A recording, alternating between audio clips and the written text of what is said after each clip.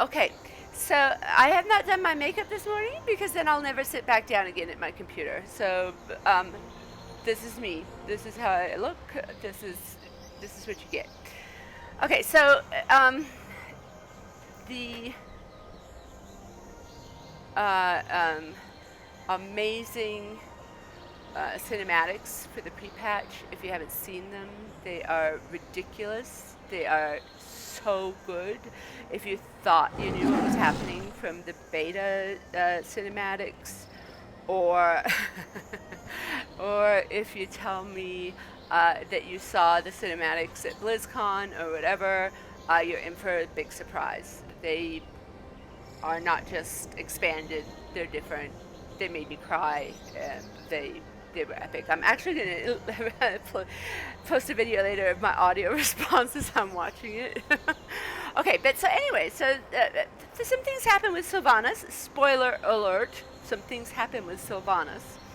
And Molsan was asking on Bitter and Salty podcast, and for me it was like an important question, not just a passing question. Like, how does Sylvanas feel about this? Like, yay, Vol'jin's dead. I have an excuse. Oh, whoops, big spoiler, like I said. Or is it more complicated? So in War Crimes, there's a little tiny. This is the bit where they put Garrosh on trial and they let him escape because a Thrall couldn't just kill him with a lightning. Earlier, and I thought, well, a lot of people probably haven't read War Crimes. It's a book, like words, stuff, so a lot of people might not know the things about Sylvanas that I learned from this. And I know where I'm going to go. If you went to, if you started playing in Burning Crusade, that might be the last time you sort of quested in what was it called? The Ghostlands? And there are some things that I just did not sort of think about at the time. Lore's huge, and there's stuff you miss. But anyway, okay, so Sylvanas is trying to figure out a way to get her sister. Her sister, by the way, is a member of the Karen Tor. She's still a night elf. She's not forsaken. But she is so mad about what happens in what's it called? What happens with Garrosh, and that they're putting him on trial. Why aren't they killing him? Why are they resorting to justice or some such ridiculous thing? Okay, so Sylvana is her sister is so mad about this that she actually gets in touch with Sylvanas, and in a couple of scenes before what I'm going to read, she says, "Meet me at home." And I think, well, what does that even mean? Like, meet me at home? This, by the way, is my banker, but she's one who's closest to the Ghostland, so I thought I'd just head there while I'm reading to you. Okay, so the Ghostlands, it was called now. Once, the Windrunner family called it home. Remember there were all those quests for, like, the Windrunner Tower? They're like the banshees you had to kill and stuff there. Never made the connection. Varisa had been invited back a single time before by Haldur and Brightwing to fight their mutual ancient enemy, the Amani. Oh yes, there's a dungeon up there, isn't there? I think I missed this in Cataclysm. Really, I sort of gave up on Cataclysm before that whole neutral dungeon there. It had made her soul sick then, and did so again now. As she flew her hippogriff over the Thalassian pass, her stomach muscles contracted and her palms grew slippery on the reins. The dead scar. Yes, not very nice to ride over the dead scar, is it? Twining its way through a once beautiful land, leaving a trail like a slug, where hundreds of undead feet had trod. No one knew if it would ever recover. It penetrated Tranquillian, aptly named no longer, dividing the sanctums of the moon and of the sun, on into Eversong Woods and through Silvermoon, cleaving that wondrous city of song and story and no flights. As well. Even from this height, she could see the legacy of the Lich King. Dead things still shuffling, still killing. Now this is Verisa, Sylvanas' sister, heading back to their family home in the Ghostlands to meet with her sister to talk about what's happening with Garrosh. Okay, dead but not dead, like my sister, because, Sylvanas is undead, forsaken. No, not like Sylvanas. She and her people still had their own wills, their own minds. They could choose what they would and would not do, whom they would and would not kill, and that ability was what had brought Verisa back to the place of her childhood, where she had never thought to return. Her eyes were dry, her senses dull, with the constant press of pain that had begun with the word of Ronan's death. Oh, spoiler. The ant leader Kirantor didn't go so well for him in Miss Pandaria. Actually, right before, was it like Cataclysm or some such? Like that.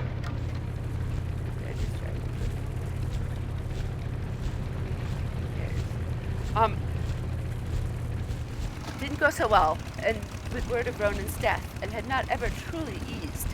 She steered her mount to the west and could not help but wonder if Sylvanas was enjoying the thought of Verisa returning to the Windrunner spire. Seeing it again brought a wave of fresh pain, new and sharp and adding fuel to her hatred. Orcs had not done this to her home, but orcs had taken enough from her, first her brother, Lirath, and then Ronan, her great light. They desired to raise Kel'Thalas as thoroughly as Arthas later had. As she drew closer, Verisa's lip curled in a snarl. The spire, her family spire, was crawling with walking corpses and transparent spirits. Banshees. Yeah, I had to kill a few of those, I remember. Our enemies will fall. Yes. Oh, just to Eversong Woods. Sorry. The reckoning is at hand. As she drew closer, Verisa's lip curled in a snarl. The spire, her family's spire, was crawling with walking corpses and transparent spirits. Banshees. The spirits drifted, seemingly as without aim and death as they had been full of purpose in life. Speckled in among them were hooded figures in red and black robes.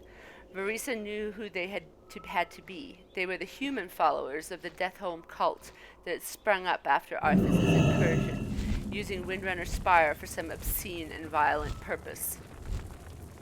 Luckily, I have this heirloom mount dude to drive me around. Using my home. Verisa let out a wordless shriek, and all of the impotent anger that had raged inside her since Garrosh's defeat surged forward at this welcome outlet.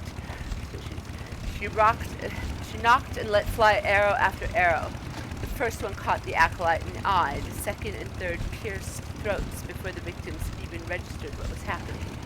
The fourth target turned a shocked face up to Verisa, and his fingers flexed as he reached for a weapon. But he too was dead. Well, they are level like what, 11 or 12 or something. You'd hope she could take care of them.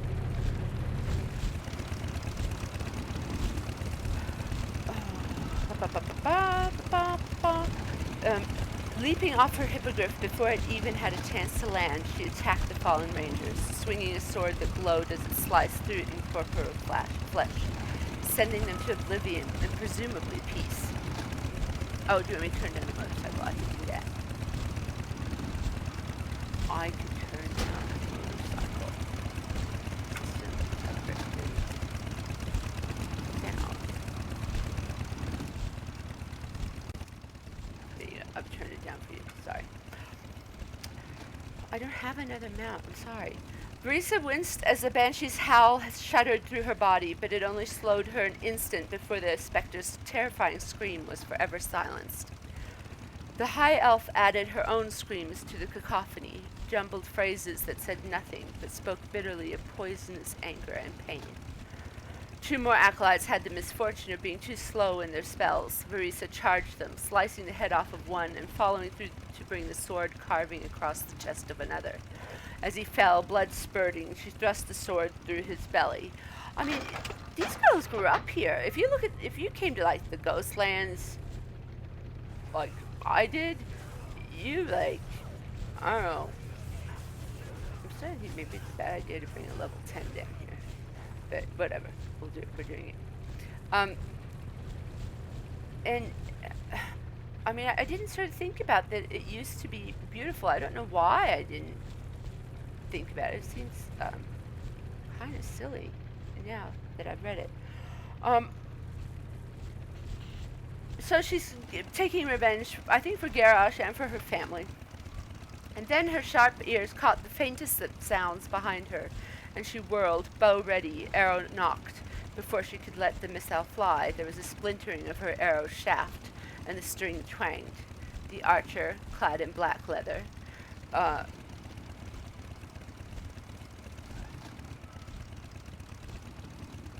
had shot Varisa's arrow right out of the bow. The newcomer brushed her hood back. Glowing red eyes pierced the haze, and black lips twisted in a sardonic grin. Have a care, sister, Sylvanas said, lowering her weapon. I do not think you want to kill this banshee. Well, I don't know. Maybe she does. It's hard to say. They walked along the gray sand, the sound of the waves easier to bear than the sighs and laments of the dead, though not by much. So why are they meeting? You know, with all Garrosh and everything. This has made me cry. Sylvanas thought the place full of ghosts, not only literal, but those of a family that once picnicked there. We are all that is left, Marisa said, as if reading her thoughts. Sylvanas smiled a little. As the two middle children, they had always had a bond that set them apart from Illyria, the eldest, and Lirath, I don't know how to say his name, their only brother. That's a diplomatic choice of words, she said.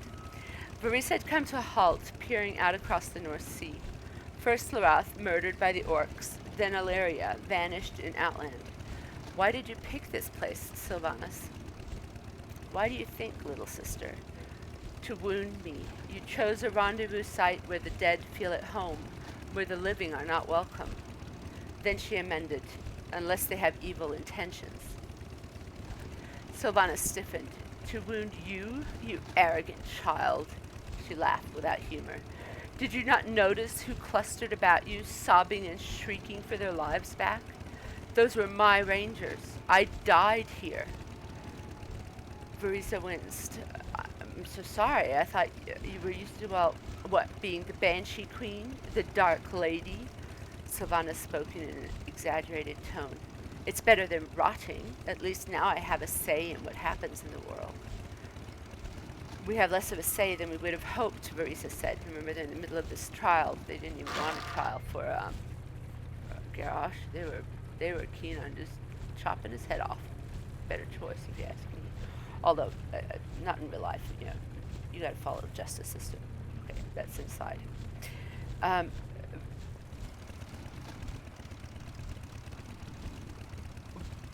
We have less of a say than we would have hoped, Varisa said. She picked up a rock and threw it into the ocean, where it immediately vanished. I do not know who you are now. You are not the one who was my beloved sister. This is inside Sylvanas' head.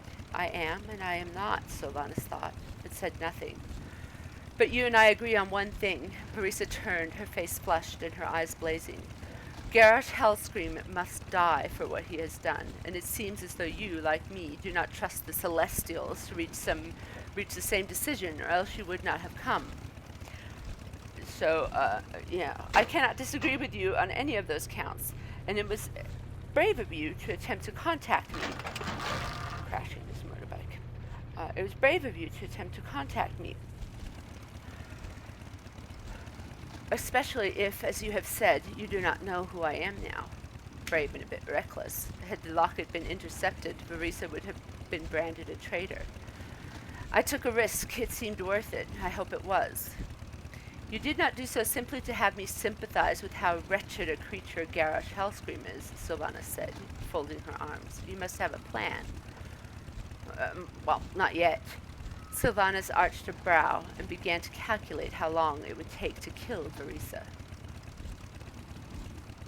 I wanted to tell you that we are not alone, said Verisa. There are others who think exactly as we do, and who would either actively help us or stand in our way if we attempted to murder Garrosh. People complain and grumble, sister, but few are willing to act.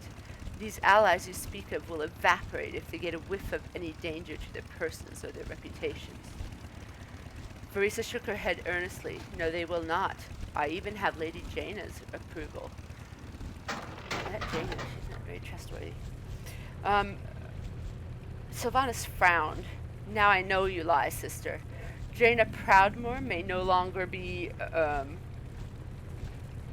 dewy-eyed peace lover she was before, but she cannot possibly advocate for an assassination.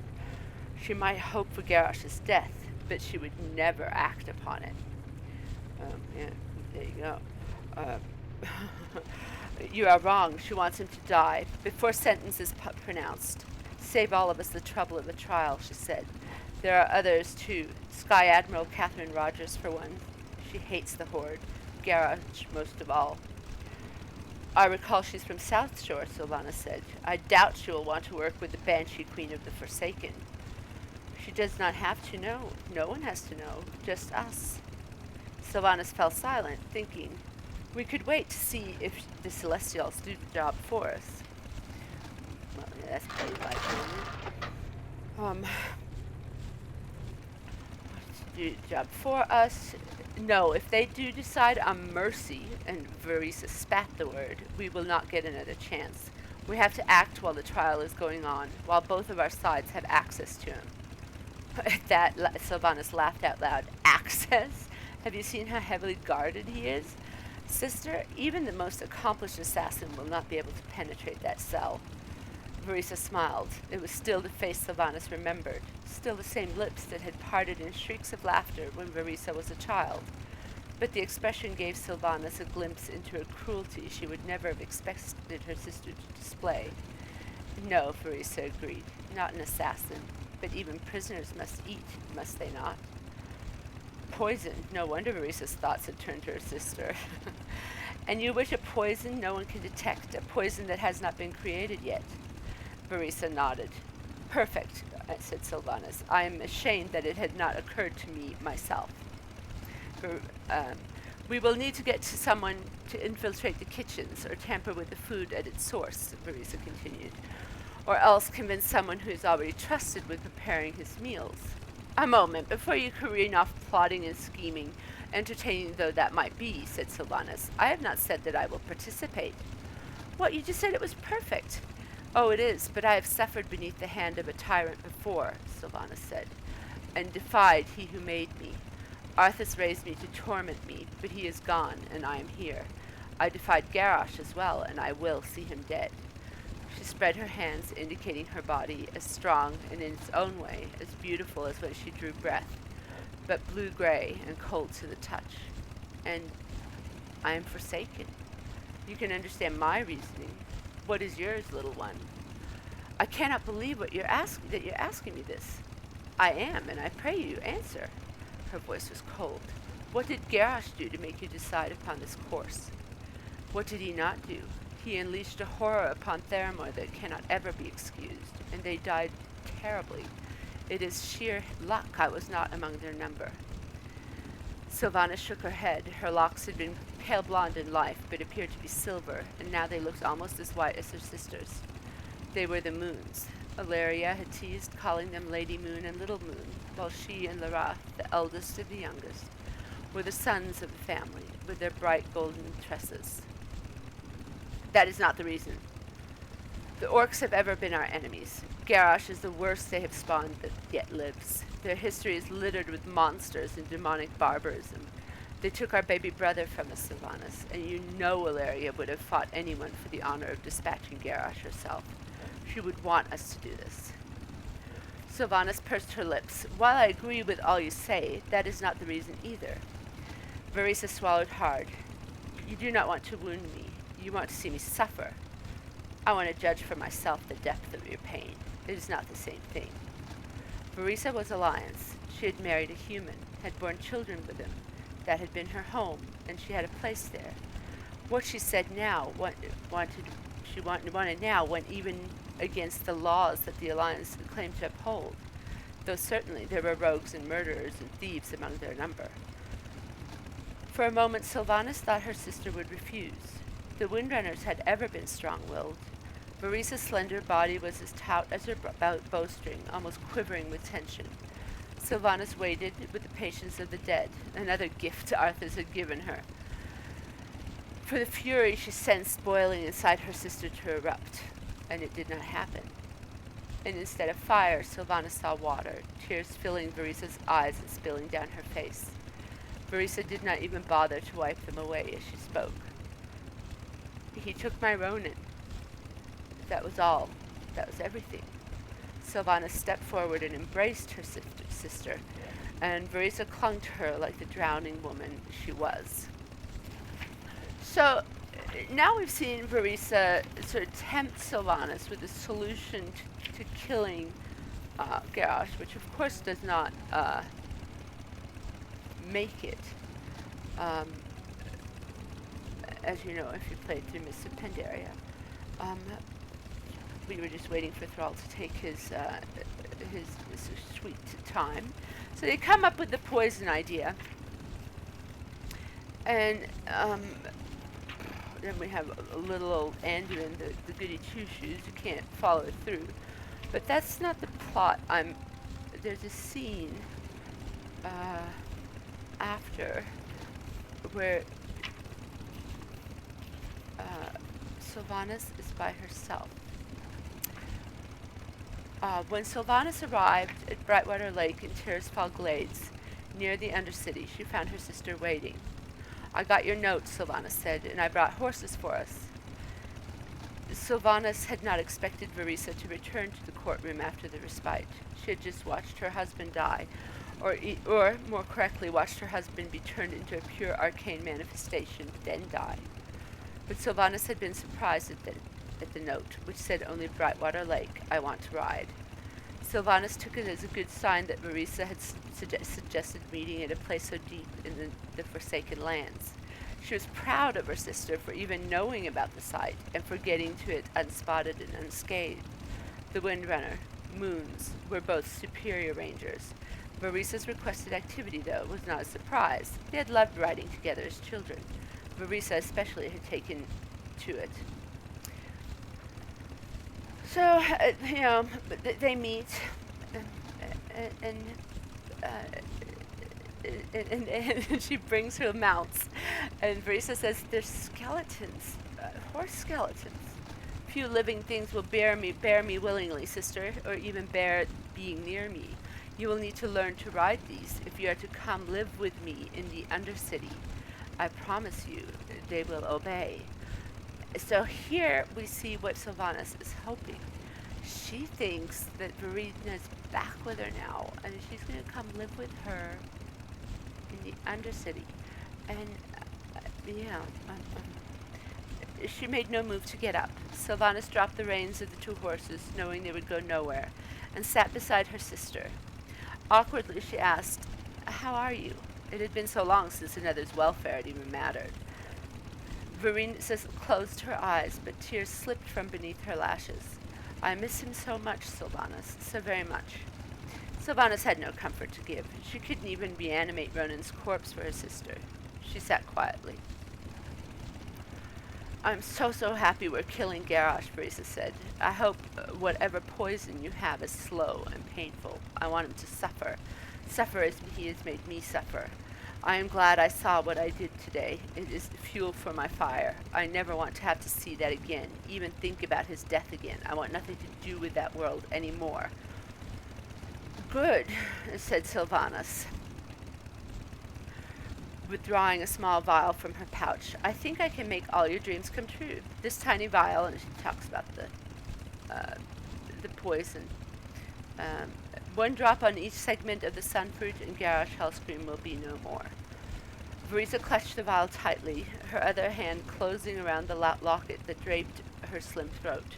Sylvanas had returned to Veresa's necklace to her, and both sisters now routinely wore the jewelry during their time together.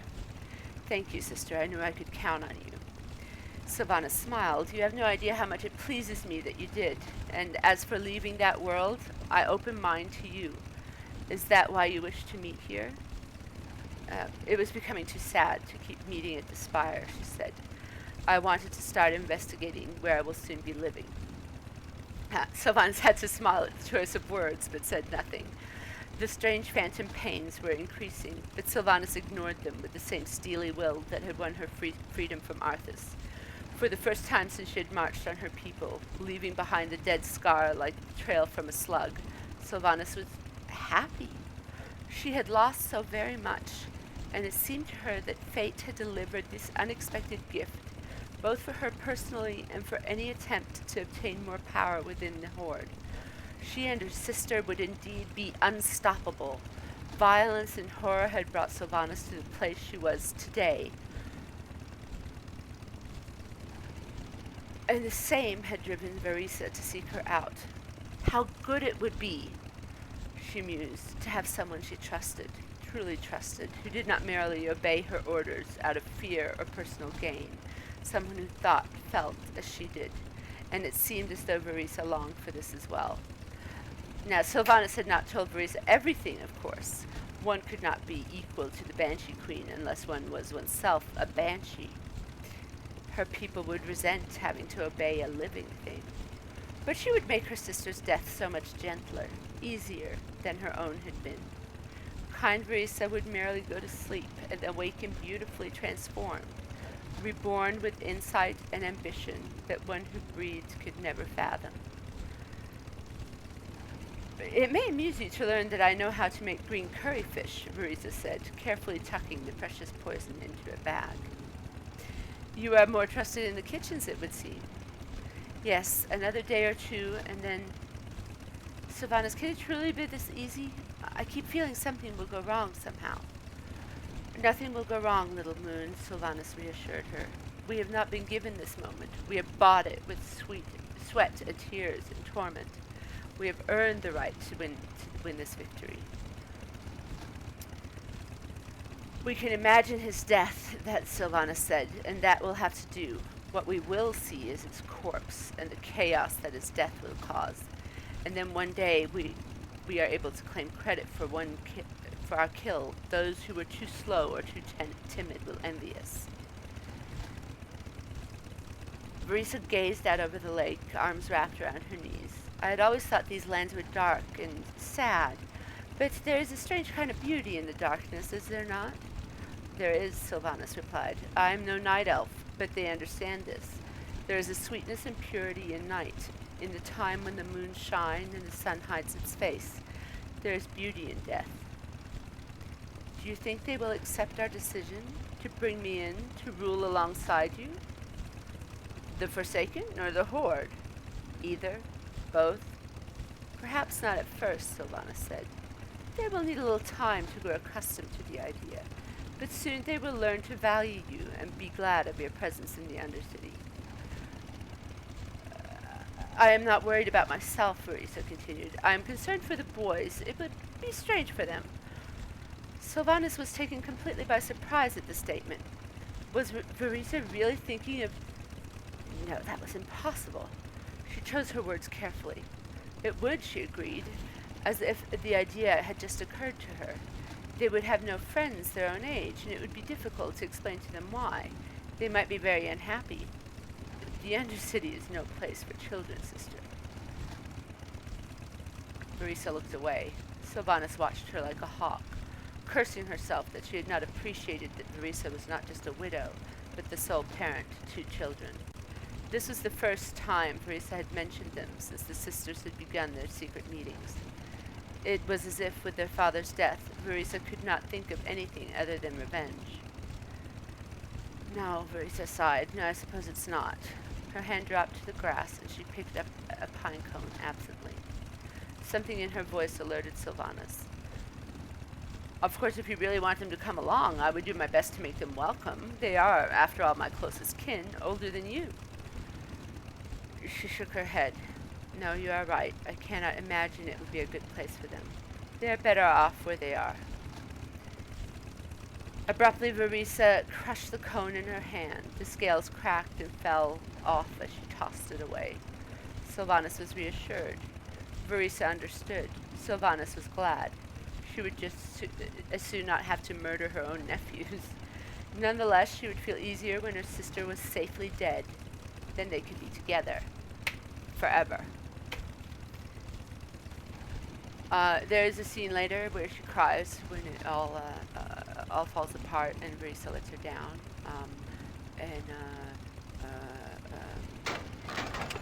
Verisa lets her down and she realizes that she can never ever trust her family again. She'd given it like one last go. And that is the last you see of Sylvanas' motivation until we see her in the cinematic.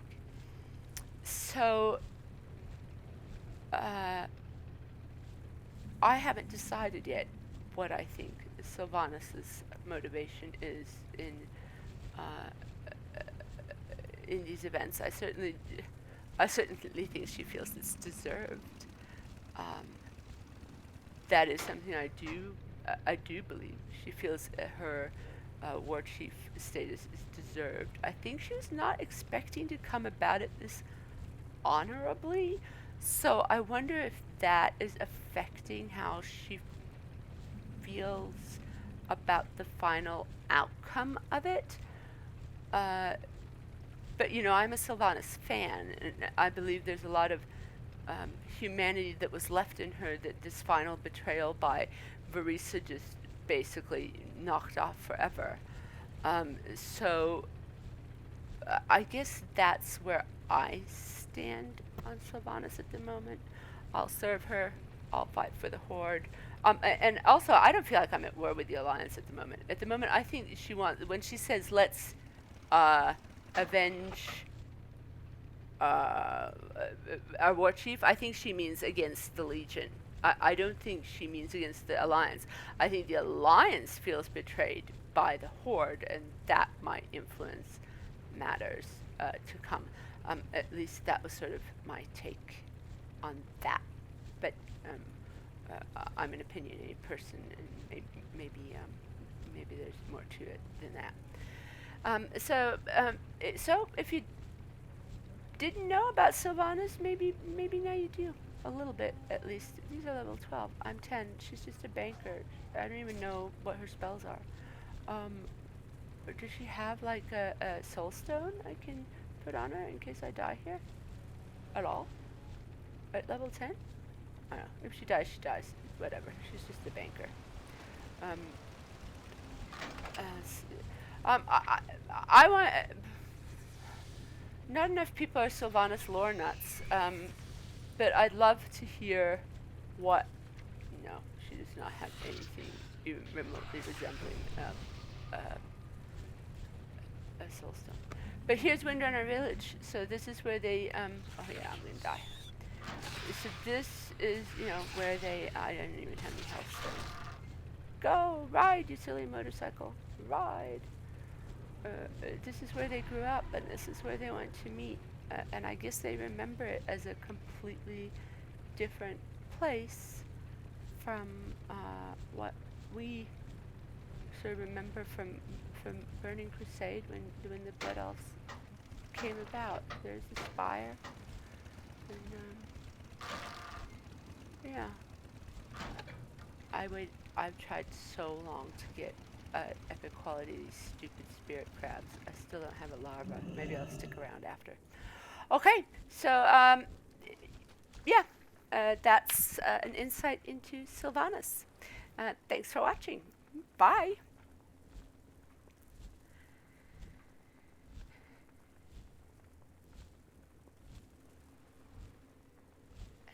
Create a highlight. I think, where did it get interesting? Around probably, I think like, no, I don't want that.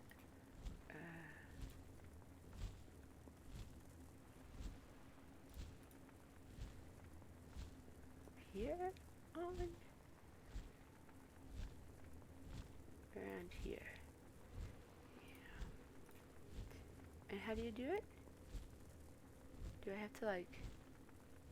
I have to go here and to create highlight. To here? I don't know how this works.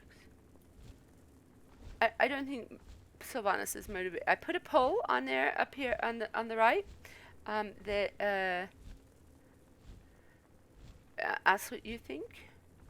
I am interested in hearing what people think. But you know, it can't be that long a highlight. How do you bloody clip it? Oh, I guess you're supposed to do it as you record. Whatever. Okay. I'm no pro streamer. I have no idea how this works. Okay. Bye.